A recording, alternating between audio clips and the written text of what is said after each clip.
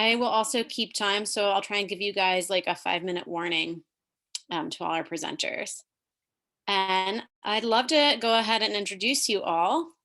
So we have Chef Jessica Wright, who is the Healthy Food and Institutions Senior Program and Policy Manager. She leads the Local Procurement Colorado program, which focuses on creating sustainable farm to institution programs where nourishing from scratch meals are the standard. She brings extensive experience from the restaurant world, where she handled multi-restaurant purchasing bids, implemented software, and developed training programs. We also have Amy Nelms, who's the Healthy Incentives Senior Program and Policy Manager at Nourish, Colorado. She leads Nourish's Healthy Incentives work, including Double Up Food Bucks Colorado, which matches SNAP dollars to allow participants to purchase Colorado-grown fruits and vegetables. She has a background in social work and has worked on expanding access to local food systems over 6 years. And we have, again, from this morning, Wendy Peters-Muschetti, who leads the development and implementation of Nourish Colorado's strategies related to food systems. Wendy has worked for close to 15 years to improve equitable access to healthy foods. She works with local, state, and national public health and agricultural partners to advance farm to institution, forge deeper connections between food assistance programs and local agriculture, and direct more private and public resources to regional food systems. Well, we're really excited to have you all, and I will hand it over to you all. Awesome. Thank you so much, Monica, for introducing us, and I will get my PowerPoint shared. Let's make sure I do this right. Okay. Everybody should see the main PowerPoint screen, right? Okay, excellent. It's always a challenge when you have two screens up. So welcome. Thank you all so much for coming to our session where we're going to be digging in and learning about opportunities to expand and deepen market channels and link up with food access programming, and also getting involved in policy, because policy, my mind's going to rules us all, because it basically does. So when it comes down to it, what we do at Nourish Colorado, and really the way we see it, is our food system is actually really efficient on a global scale. When you really think about its ability to transfer mass quantities of food from point A to point B all across the nation and all across the world. But this efficiency has actually created a lot of disconnection. We've seen it where going into schools, kids, you ask them like where this apple comes from, and they're like, oh, the grocery store? They don't even know where their food comes from. And it's created this disconnect to where people are not as aware as to how much work and energy and effort it actually takes to get our food from the farm, from the land, to our plates. And within this disconnection, there's also a big imbalance within our food system where a lot of the federal money is going to support commodity crops versus our specialty crops like fruits and vegetables. And with this influx of money going towards commodity crops, what we're seeing is almost an overproduction of highly processed foods. Like a lot of the corn is being turned into high fructose corn syrup and different types of really processed products. And within this imbalance, all of these products are then basically being funneled right into our communities. And typically they're ending up more frequently in communities that tend to lack access to actual healthy, nourishing food. And when you don't have access to that type of food, naturally, you're going to have compromised nutrition as well. And so it's just compounding issues on top of issues on top of issues. And so what we're really looking to do at Nourish is to transform our food system, because we believe that access, universal access to healthy, nutritious food is a fundamental human right. And we want to set it up in Colorado so that all Coloradans, they have equal and abundant access to the nutritious food that sustains them and ultimately comes from sustainable sources. And with this work, what we do at Nourish is we have three main primary focus areas. We have our healthy food and policy, where we're working at the federal level, the state level, and even looking at different local policies as well. policies that are potentially creating barriers and challenges and lack of access, and then also policies that can create opportunities for farmers and institutions and consumers to actually access that nutritious food. We also do work with healthy food and institutions, especially primarily like the K-12 environment, where our institutions are feeding a large vulnerable population. And that is an excellent way to really start creating maybe more, they're not as well observed changes within the food system, but they're kind of, behind the scenes work that we're doing to actually create that change within our food system while really providing good, delicious, nutritious food to these vulnerable populations that our institutions are serving. And we also focus within the healthy food incentives bucket, because with this one, this is kind of looking at the end user as well. And how can we support and foster that environment for our end users to actually have that incentive, that financial incentive, to be able to choose and select fresh fruits and vegetables and that nutritious food when maybe they don't have the financial capabilities to do it on their own. So within these three focus areas, we're really looking to basically weave it all together so that ultimately we can transform our food system and create one that is actually benefiting everybody across all lines. And so that people have, again, that abundant access to nutritious food. So I'll turn it over to Amy so she can talk about the first bucket that we're working in, and we'll get into it. Thanks, Jess, for that lovely introduction of our work. I'm going to talk today about what Jess touched on, that third bucket, healthy food incentives, and particularly double up food bucks. So there's a lot of different types of healthy food incentives. It can be WIC, it can be SNAP. In a really dreamy world, one day we'll have programs like this that access even more people who aren't using federal programs. Right now in Colorado, our largest statewide healthy food incentive is double up food bucks. So double up food bucks is a program that expands the amount of money Supplemental Nutrition Assistance Program, which used to be called food stamps, is now called SNAP. People receiving that program, and expands the amount of funds that they have to buy fruits and vegetables. At the same time, those fruits and vegetables have to be Colorado grown, or when we work with retailers, they work on that on the back end. But there's a local agricultural piece of the program. And so the idea is that it's a win-win, that families are getting more healthy food, that farmers are bringing home, more dollars, and that we're able to work with farmers markets and farms to have a vibrant local economy. And then Jess, do you want to go to the next slide? So like I said, double up food bucks provides $1 for Colorado grown produce for every dollar that is spent in SNAP, up to $20 each visit. There's no sign up for the program for people using it. They just go, they spend, they earn, and that is it.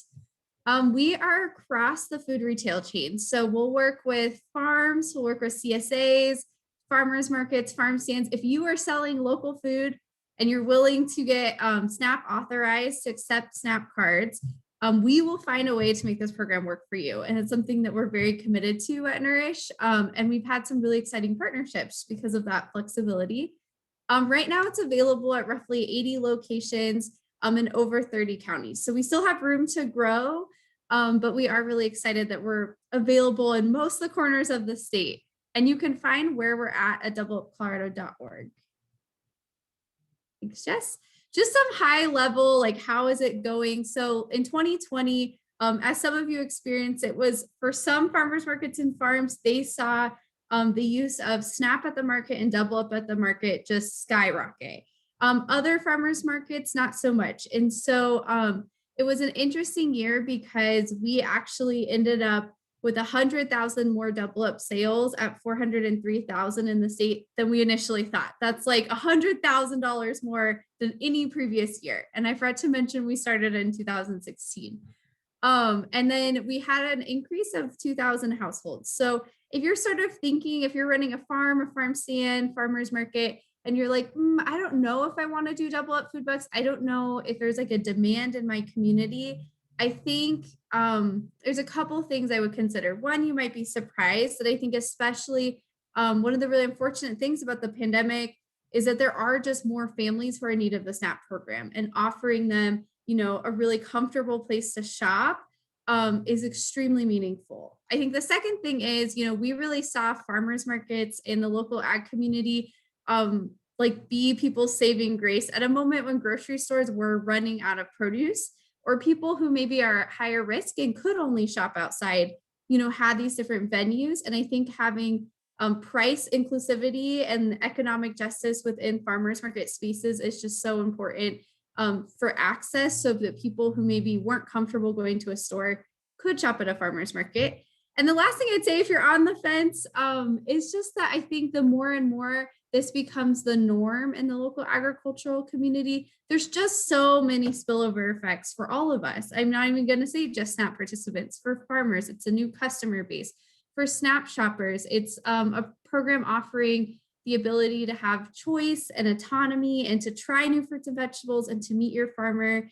And just for the community as a whole, it's just, we have seen farmers markets be so vibrant and farms who have offered this program. As far as the customers, we've got 83% who are saying we are buying more produce because of this program. 84% say they're eating more. So questions sort of about waste there too.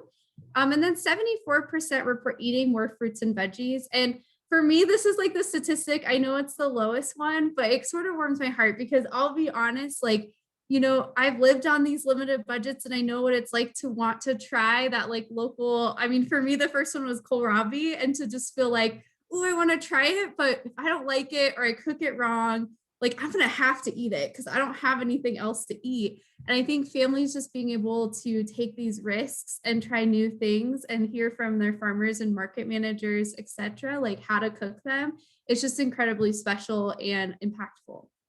And then 65% of farmers report selling more fruits and vegetables. And then 76 agree that the market is stronger with Double Up. So they're seeing new shoppers, maybe more families, and then other spillover effects, like I said. Next slide, Jess. So I just want to talk really quickly about how to get involved. So if you're thinking about, if you're like, oh, we want to offer Double Up food bucks, the first thing is to get SNAP authorized. And we'll send out this PowerPoint, I believe, after the conference, but this is your master link for SNAP authorization. If you're a direct market farm, there's a couple waivers that mean that you don't have to follow a couple of the retailer rules around like products offered, et cetera. It also means that you qualify for no cost equipment through Colorado Department of Human Services. So you can actually get a free or very, very low cost SNAP machine, which is good news as well. But this is the first piece. And a lot of people think, oh, I'll do it later when I'm applying for Double Up. I'm going to be transparent right now. It's best if you start early. Otherwise, what happens is you're trying to get all this paperwork in. I do not run the SNAP program. Nourish doesn't run the SNAP program. We cannot make your paperwork go faster in any way.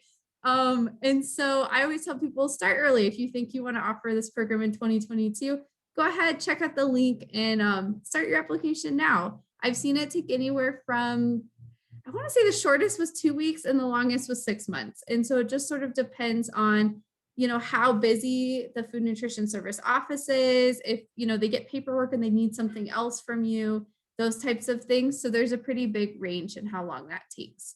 And then in January, we open up our Double Up Food Bucks application. Comparatively to applying for SNAP, this is breezy. It is a survey monkey. It's really just meant to get to know our sites, make sure that you are SNAP authorized so we don't have any issues there, but this one is much easier. And so if you want to apply for Double Up next January, I would consider signing up for our newsletter at nourishcolorado.org. We'll always send the link out there. My colleague Karan at nourishcolorado.org, you can email Karan to be added to the list for next year. And then of course, we'll try, we do post it on our website too. Slide, Jess. And then if you're a partner and you're like, I don't run a farmer's market, but I so want to see these spaces be more inclusive, more welcoming, to have more shoppers, how can I support? The first thing I would do is find your local market. So this map is, I think, about a year outdated. We have a couple new counties, a couple that aren't on here. You can get an idea of, the statewide reach that the program has. And then you can also see a map that we'll keep live and then a full list of what sites we're already working with at doubleupcolorado.org. I would say you can do outreach. That's super helpful. We are statewide. We do not know every library. We don't know every awesome parent at a school or neighborhood individual who's handing out flyers. So we provide free resources and outreach materials at our website. You can request them at no cost to hand out. And the other thing I would say is just get to know your market. I think markets are always looking for community support. And I think that can be if you're an amazing composter offering a little compost demo, if you're a service provider of any kind, if you're signing people up for Medicaid, or you know someone who does, if you run a childcare collective. I mean, it is a wide pot of things that farmers markets make space for and could always use community, support and resources. I think the more that we make farmers markets kind of one-stop shop for learning, for fun, for food, it's like the stronger they are. And then if you know of a location and you're like, dang, they would make the best Double Up Food Bucks location, but they aren't here, you can always connect us and we can get them the information on how to get SNAP and Double Up authorized. And I think I'm passing it now to Wendy about our Carter Nutrition Incentive Program. Thanks. And can you hear me okay? I'm on the phone. Cool, thanks. Hey, everybody. Thanks for being here. Some of you are having to hear from me again today. Thanks for coming to our session. So I'm going to run through a few slides that are very similar to Amy's Double Up Food Buck slides and just talk about another one of our produce and healthy food incentive programs, which we call very uncreatively the Colorado Nutrition Incentive Program is the way it's written in the state. So CNIP, as we call it, is primarily, although not consistently these days, but funded through the state. We did secure a line item of the state budget a couple of years ago called a Healthy Food Incentive Annual Appropriation. So we've been using some of those state funds, which are very explicitly for buying Colorado produce from Colorado growers for participants of federal food assistance programs. So we've been using some of those state funds and then adding on some private funds to start, some of you heard me mention this morning, basically a CSA weekly produce box share program for participants of the WIC program, which is the Women, Infant, and Children's Nutrition Program, or the Older Adult Congregate Meal Program. So again, how it basically works is that these dollars buy full price CSA shares, and then we work with county agencies like a county WIC department or an area agency on aging who recruits participants into the program. We purchase the CSA shares, and then they're sort of off and running and participating in a CSA. So next slide, please. So just a couple of things about this program. We launched our pilot year in 2019, and then things just sort of grew rapidly with COVID in 2020. So in 2019, we had $190,000 from the state. That was used to purchase 513 CSA shares through 14 different county programs. Again, primarily WIC, but some area agencies on aging as well. In 2020, the State Department of Public Health added some one-time only cash to that pot to buy more produce because of COVID. So we spent almost $500,000 on CSA shares in 2020, serving around 1,200 households in 25 different counties. And again, those relationships with 41 different farmers and food hubs who are paid directly for their CSA shares. And then just a couple of results, what we've heard from participants. We do a pre-program survey and a post-program survey. Often with different people, we can't necessarily capture the same people pre and post, but from the post-program survey we did late 2020, we asked all sorts of questions, but a couple of the ones that people seem to be most interested in are, increases in food security and produce consumption. So as you can see here, the vast majority of WIC respondents, 91%, said that because of the program, I feel more food secure. And then 84% of the respondents said because of the program, I have, or someone in my family, my household has eaten more produce this season. Similarly, on the older adult side, 81% of older adults reported an increase in food security because of the program, and 74% reported increase in produce. Interestingly enough, one metric that I did put on here but went down pretty drastically from 2019 to 2020 is food waste, or went up, sorry. So many more households reported throwing away leftovers in 2020 than they did in 2019. And we've been trying to understand this more, but we think it is COVID related as well, is that there was no sharing of food, right?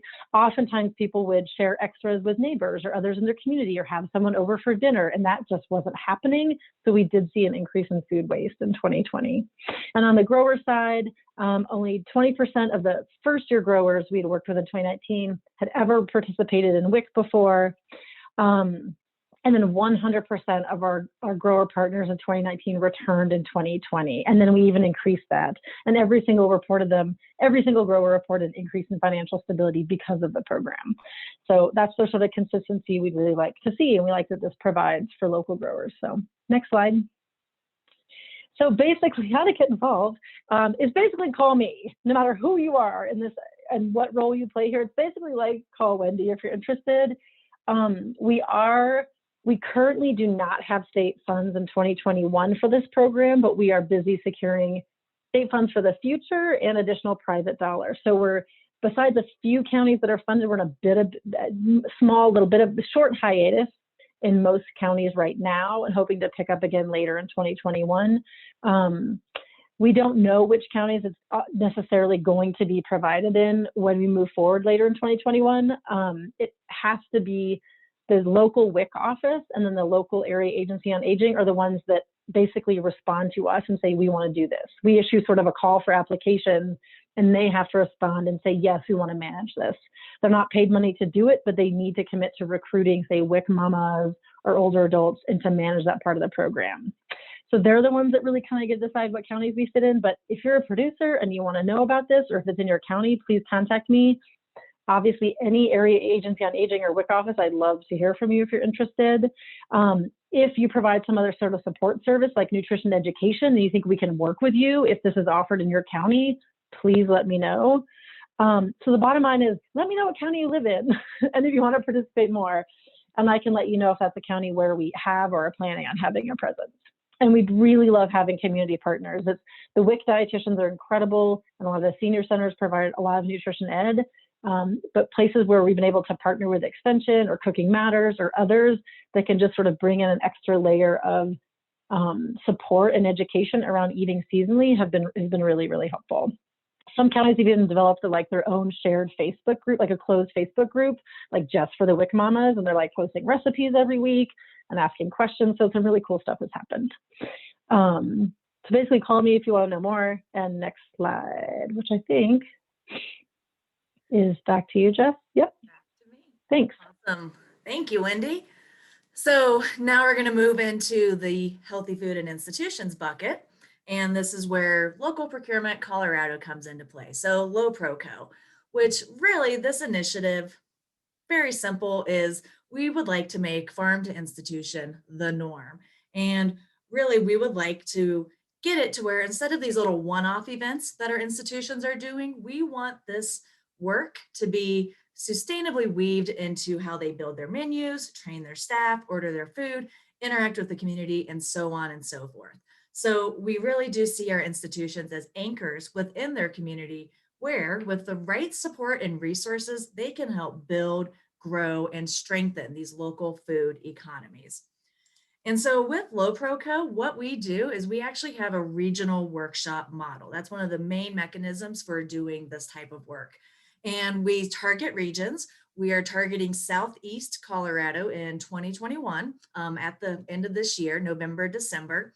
And we're doing a 3-part series. These workshops used to be one day, packed full of information. Everyone's like, we want more, but they don't want to come for like 2 days. So we decided we would expand this and do 1 day, 3 times basically over the course of a year, and really give us that opportunity to dive in deeper and get more tangible support and resources to those who need it. And when we're looking to invite participants to these workshops, we're looking specifically within this region for the food service directors of the institutions, their cooks, a lead cook, because they need to have the skills as well to handle this produce and products that are coming in. We want the farmers, we want the producers, we want the vendors, we want the food co-ops, the food hubs, your local health inspector, local food access partners, local food system partners. We want you all to come to these workshops so that we can again, work to build that shared understanding and truly start understanding what the reality is, what the challenges are, because there are challenges, there are barriers, but there's also a lot of opportunity within those challenges and barriers to start taking small steps towards making local procurement the norm. So these workshops have been highly successful. We've already done 6 since we launched in 2019. We pressed pause in 2020, and now we're rolling back again, again with a focus on Southeast Colorado at the end of this year, and then Northeast Colorado. We're moving to the plains for 2022. And then we wanted to take a little bit of time and give you a little 10 steps for success, whether or not you're a grower or a producer, and then a 10 steps of success for the institutional point of view. So if you are a grower or a producer, really the way to start thinking about farm to institution implementation is, number one, find the right fit for your operation. We have seen some, like 10-acre farms that can work with a school district that might have 40,000 kids, but it's a bit challenging to navigate. And it's challenging on that institutional side as well to ensure equitable distribution of those products that you are selling to them. So really find out what institutions are in your region: college, hospital, nursing centers, schools, early childcare centers. They all have varying sizes of the number of people that they're feeding.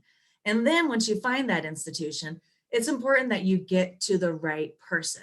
So if you're looking to discuss food, you need to go to the food people. So find that food service director. In the nursing home environment, they tend to be called dietary managers. You might also see the registered dietitian, food service director, food and nutrition services. Again, this is dietary, nutrition, food. These are the people that you need to be talking to. And within that vein, it's also important that you start to understand their menu. And a lot of institutions, they follow a cycle menu, where this is a menu that repeats, whether it's once every 4 weeks, once every 6 weeks. If you see their menu and you see a monthly menu that's posted, and then you check back a couple times every few months, and you start seeing the same items, that's going to help give you a better idea of maybe where your product can fit into the mix. And you can also start understanding how far out these institutions are actually menu planning. In a lot of cases, this is happening 6 months before that menu is even actually being rolled out. So you do have time to actually really look at this and potentially get yourself into the mix.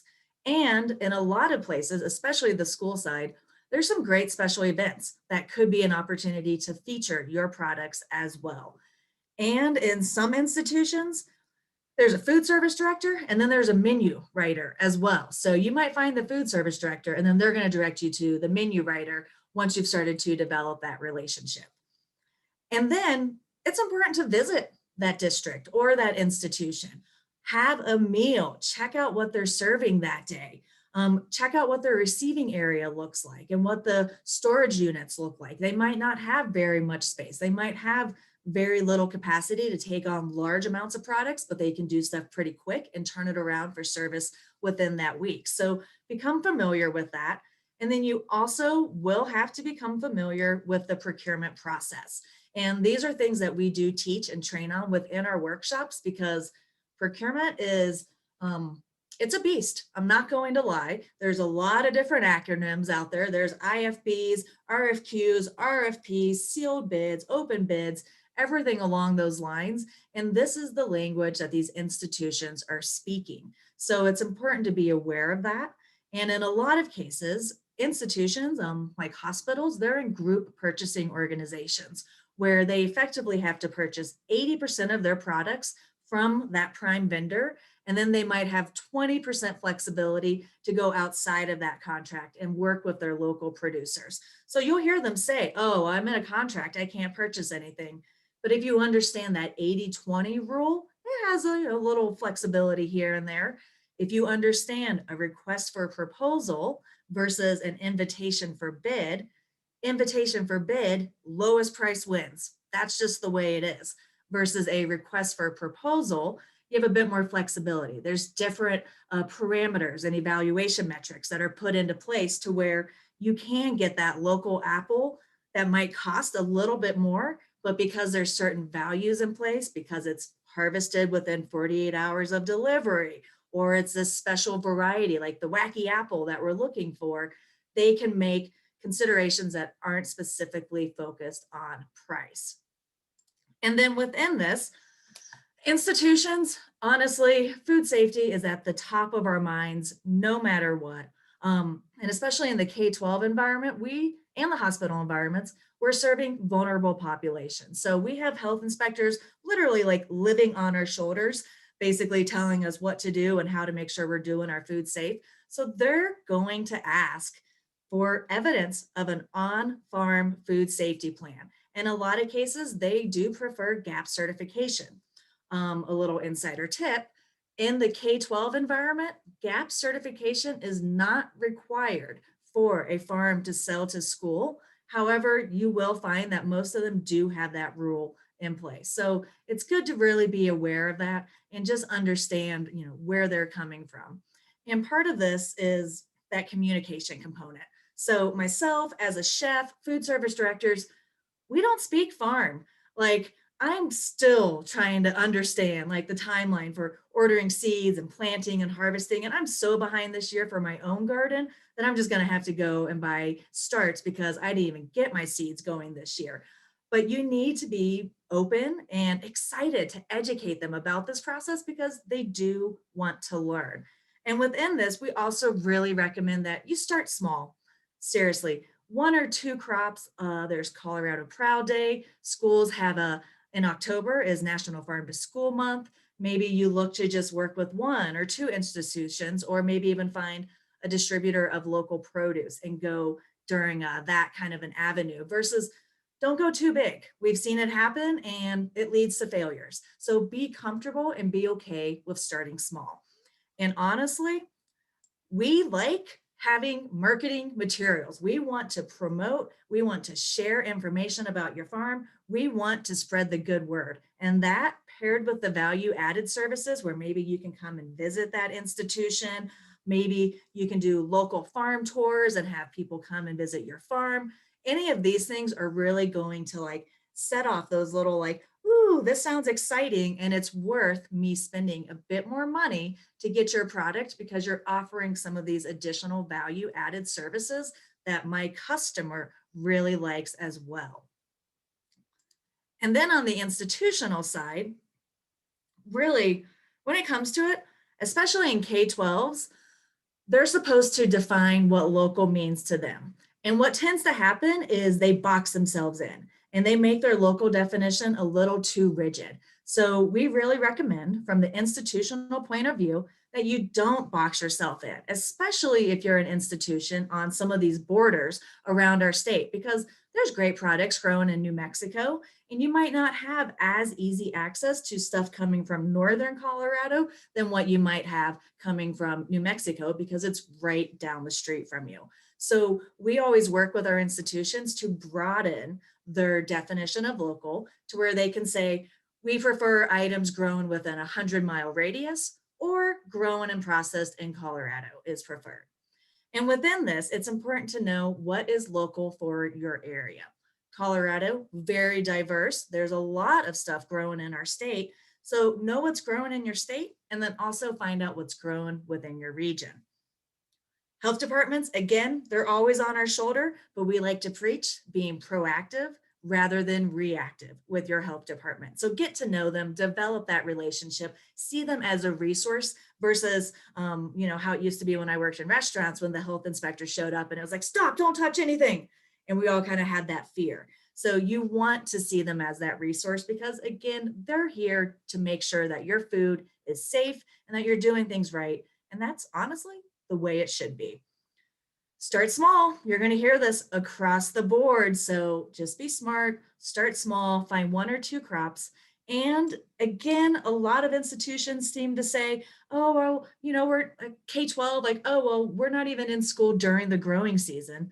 But there's onions, there's potatoes, there's dried beans, there's cornmeal that we grow in our state that is available year round. So take yourself kind of out of this, oh, it must be like growing only in August and September, and I don't have school, so it doesn't even matter, and actually start expanding what your idea of locally grown is, and naturally visit that farm, start developing that relationship. We are very big on that relationship component because we have heard that progress moves at the speed of trust, and trust comes from relationships. So build that relationship, foster that relationship. And then within this, again, don't box yourself in. It doesn't have to directly be coming from the farm to your institution. You can work with your vendors, and a lot of vendors are already sourcing local Colorado products. You might just not already know it. So it's good to be open to that, and that could be an easy entry point for you. And with the menu planning, what we've seen is some institutions, especially K-12, they box themselves in where they say Monday we're serving apples, and Tuesday we're serving peaches, and Wednesday we're serving pears. What happens if those peaches don't show up? What happens if those pears don't show up? They can actually write on their menu, we serve a wide variety of fruits and vegetables every single day. And that gives you so much more flexibility to really find what's in season, what's available, and take advantage of things like opportunity buys and those seconds that are available. And when you have that relationship in place with these farmers, it will give you that opportunity to communicate and say, hey, we'll take, if you have tons of apples available at the end of the year, we'll take them and we'll process them down and maybe turn them into applesauce or something. Like, start developing that and use, again, that communication and that relationship to take advantage of when that happens. And within this, training your staff is so incredibly important. Going from something like pre-chopped romaine in a bag to a head of romaine, it can be a challenge. Baby carrots versus 50 pounds of whole carrots, that takes work. So you have to train your staff and make sure they feel successful as well. And then market your program, highlight it all, and start tracking data from the very first beginning purchase that you make, because it's going to be a lot easier to track that data and show how you might have only spent $50 that first year, but 5 years later, you're now spending $5,000 on local produce. So track it now, because it's so much easier than trying to go back through all of your invoices to figure it out. Hi, Jessica. Sorry to interrupt you, but you have about 9 minutes left, just so you know. 9 minutes, got it. All right. Wendy, you're up. Okay, can you hear me again okay? Great. Hey, so I will just do rapid fire through some policy stuff. So I have a few slides here, but as Amy said, I think we are sending this deck out. So bottom line, you'll have this deck if you're interested in looking at all of this. So really quickly, there's sort of a scatter shot of things up here. Why policy right now? It's always a good time to do policy advocacy work is the answer, actually. But right now we are in the middle of a state legislative session, and there's a lot happen at the federal level. Child nutrition reauthorization, which basically covers every single school food program all year round, before, during, and after school, and the WIC program. There's already been several hearings at the Capitol on the Hill around child nutrition reauthorization. Legislators are already introducing marker bills, like this act is coming, and it has not been renewed since the Healthy Hunger Free Kids Act in the Obama administration. So it's time to renew this. And believe it or not, later in this year, people are going to start gearing up on Farm Bill to work on Farm Bill 2023, the latter half of this year. It's actually why they want to get child nutrition reauthorization through, so then legislators can shift to Farm Bill talks in the latter half of 2021. And there's just a lot coming out with the American Rescue Plan. There's a lot of work to do around implementation of the American Rescue Plan, and some really new and incredible programs that are reaching out for small and new and Black and Indigenous and farmers of color, and a lot of work to do with USDA to get those programs out and running. So lots happening. Next slide. Thank you. So this I basically just said already, but why would federal level policies matter to me? Specifically, child nutrition reauthorization and the Farm Bill, which are two that we will continue to work on as Nourish. As I said, CNR covers everything around school food, and there's going to be a lot particularly in this CNR around farm to school. So there's already been one marker bill introduced called the Farm to School Act of 2021. That would bring significant more resources to the existing USDA Farm to School grant, as well as a lot of other tweaks and improvements. We think there's another bill about to be introduced called the Kids Eat Local Act, which really defines and clarifies what we mean by local procurement and geographic preference. And as we say here, there's gonna be a big, big push for universal access, universal school meals, which opens up the door for a lot more local procurement as well. And then Farm Bill's coming, and as I'm sure most of you know, the Farm Bill includes not obviously everything in the agricultural world, but then also includes, and most of the money from the Farm Bill goes to the SNAP program. And this is where programs like Double Up Food Bucks that Amy talked about are all funded out of the Farm Bill. So next slide. So state level, just as an example of what has happened and is going on that may be of interest, one of the bills that we worked on in 2019 was the local school food purchasing program. So that brought extra dollars to the table to cover local procurement that schools were doing, as well as training and technical assistance and some equipment support for local procurement. We're hoping to strengthen and grow that in the future. Also, another thing that we're working on, right, we looks good as we're securing additional funds. I mentioned for the CNIP program, there's a state healthy food incentive line item. It looks like we are going to be adding $300,000 annual appropriation to that program. We work with the Joint Budget Committee, so that's going on. The Food Pantry Assistance Grant, we think soon, any day now, is going to be introduced as a bill to secure more funds for the Food Pantry Assistance Grant. An example, the Ag Worker Bill of Rights has been a real hot topic lately, and that is a bill that's already been introduced and passed its first committee, and we'll come back to the Senate soon. And there's a whole other slew of bills. So next slide, I'll show you where to find out more that we're tracking. If this is of interest to you, there's a lot of ways you can actually track a lot more of what's going on in the state legislative session. So included here we do have a federal bill tracker and a state bill tracker. So again, these are bills that we have some sort of interest in and connect to our mission. It's certainly not the universe.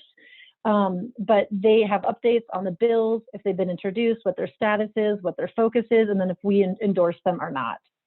There's also a couple other ways. If you go to our website, you can sign up for our newsletter. It just came out yesterday. Always includes a policy update, and it always links to our monthly policy blog. We do have a food bill action team that meets 2 Wednesdays a month. Just for short 12 to 12:30. You'll get the link to this when we send you the PowerPoints. And that's just a quick time to meet and get really up to date about what's going to happen and how we can take action together. And I think since we're low on time, I'm just going to skip to the next slide, Jess, which is basically is that how else you get involved? It's just from school board on up, like school board, city council, state representatives and state legislators, and then your federal delegation, know who they are, get to know who they are. What committees do they sit on? Who represents you? And then most importantly, make sure they get to know you. Any time is a good time to do policy work. Doesn't matter if there's a bill in front of you or anything else, like all year round, it's the time to have site visits, to contact your legislators, to let them know what you care about and why, anytime, all the time. So I think I did that. Oh, and then we'll get the slides, but obviously there are a lot of other groups out there that are incredible, doing amazing work. So get involved with some of these other state and national groups and track their policy updates as well, because they're doing incredible work. There we go.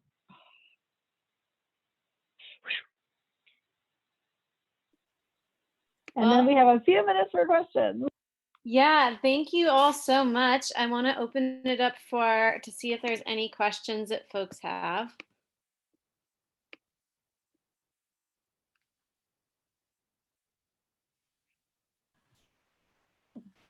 I guess I have some questions on more the Double Up Food Bucks side of things. We finally got accepted with SNAP again. It's Allie from Valley Roots Food Hub. And does that work? Like, do they swipe I guess I just don't know how it works, and there's probably other training opportunities. And right now, unfortunately, like people have to come to our warehouse to use their SNAP. So it's that extra barrier. But I'm hoping like adding on Double Up Food Box will help. And we also have our summer Fresh Box program launching in June. And from what I understand, folks can pay for their box twice a month instead of that lump sum at the beginning of the season, which is really exciting. So yeah, I guess if that question, I don't know, that's a roundabout question, but Yeah, I'll try my best to answer it, but if I miss something, Allie, just let me know. There will be like a full onboarding training. So if there's anyone else on here who did apply, like you'll be very supported in knowing how to do each transaction. But essentially, someone swipes their SNAP card. If you're a farmer's market, you're going to give out paper funny money, SNAP bucks, and double up food bucks. So if they swipe their card for 10, for 10, they'll get $20 of bucks. If they swipe it for 20, they're going to walk away with 40.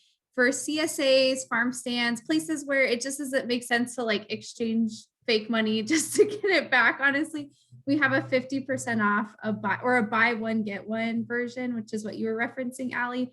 We also do let CSAs know people can actually buy two, get two. So they're paying once at the beginning of the month with their SNAP card. That covers their first 2 weeks of their food box. And then the second 2 weeks are free with double up food bucks. So the reason you can't pay all at once, even if you had the SNAP funds, I think it's rare people would have that much on the card. There's also food nutrition service restriction to pay for any food you don't receive within the 14 days. And then there's another part of your question. Oh, you were talking about the barriers. So I'm just going to put a plug. Oh no, 60 seconds. Plug for Wendy. Join policy. Online SNAP will be coming around the pipe one day. So please join the Food Bill Action team to keep involved there.